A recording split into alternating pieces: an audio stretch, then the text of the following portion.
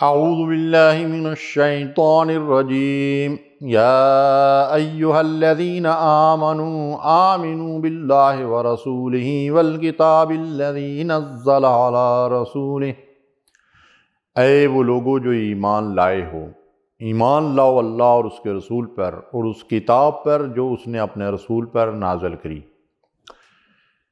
ناظرین، ہمارا موضوع ہے قرآن پر ایمان۔ تو اہل ایمان کو اللہ کی کتاب اور اللہ اور رسول پر ایمان کی دعوت جو دی گئی ہے، اس کا مطلب یہ ہے کہ ہم سب اپنے ایمان کی تجدید کریں اور اللہ کی کتاب پر اپنے ایمان کو محکم اور مضبوط بنائیں۔ قرآن مجید پر ایمان ارکان ایمان میں سے ایک اہم رکن ہے، یعنی آسمانی کتابوں پر ایمان، اور اس میں قرآن تو سب سے اہم ہے۔ قرآن پر ایمان کا صاف مطلب یہ ہے کہ اس کی تمام ہدایات اور تعلیمات پر عمل کیا جائے۔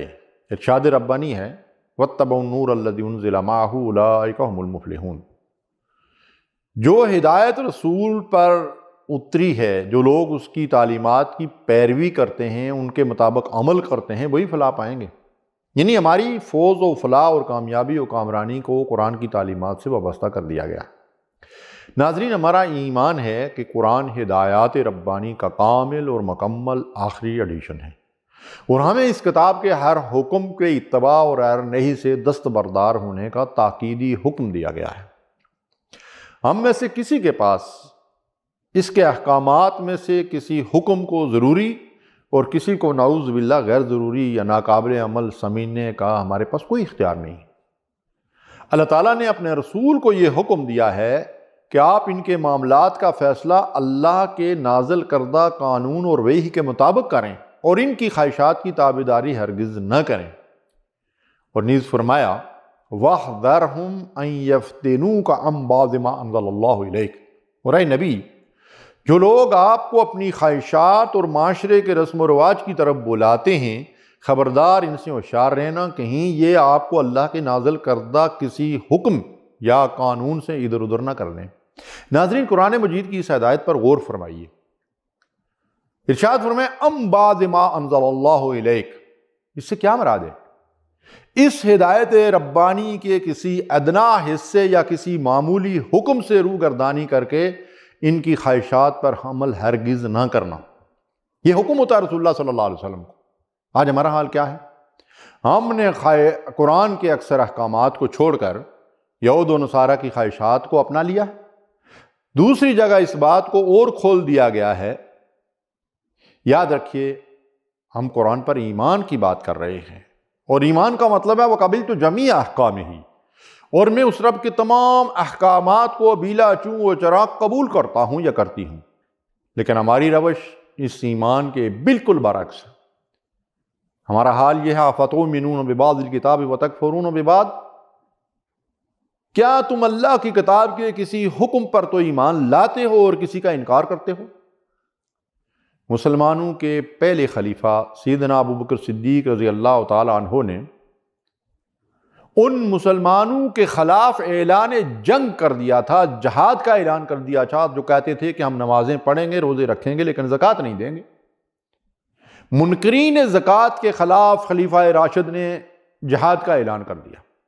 یہ تھا صحابہ کا فہم دین۔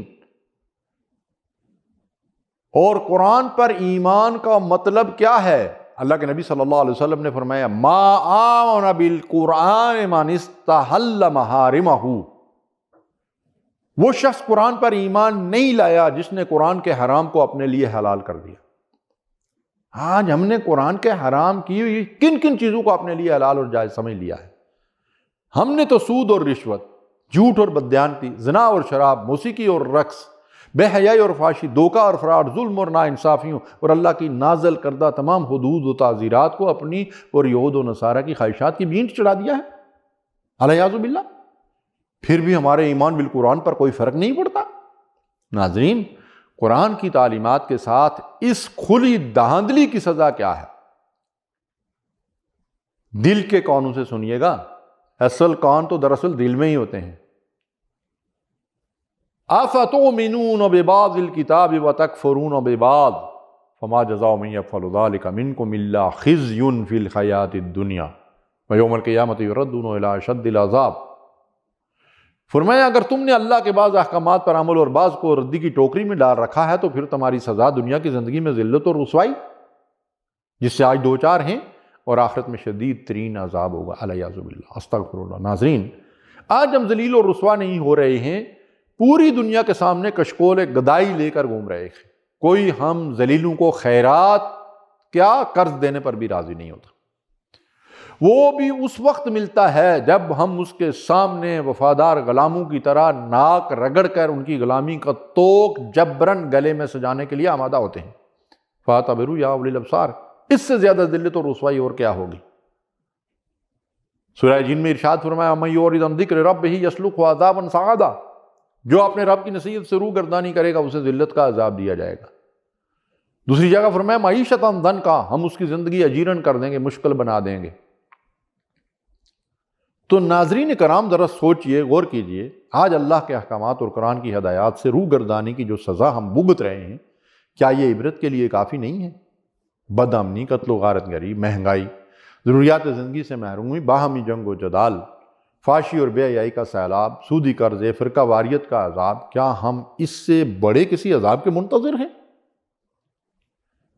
ضرورت اس بات کی ہے کہ ہم اللہ کی کتاب پر اپنے ایمان کی تجدید کریں اور اس ایمان کے پھر جو تقاضے ہیں اس کے مطابق قرآن مجید کو پڑھیں، سیکھیں، سمجھیں، اس کا فہم حاصل کریں، اس کی آیات میں غور و تدبر کریں، اس کی ہدایات کے مطابق عمل کریں، اس کے حلال و حرام کو اختیار کریں اور اس قرآن کو دستور زندگی بنانے کے لیے جدوجہد کریں۔ لیکن ہمارا حال کیا ہے؟ پڑھتے نہیں ہیں بھول کے اللہ کی کتاب، ہوتے نہیں ہیں چشمہ زمزم سے فیضیاب، مغرب کے میں کدوں کی چڑھائے ہوئے شراب، اس درجہ ہو چکے ہیں مسلمان خراب، سڑکوں پر ناچتی ہیں کنیزیں بطول کی اور تالیاں بجاتی ہے امت رسول کی۔ انا للہ و انا الیہ راجعون، حسبنا اللہ و نعم الوکیل۔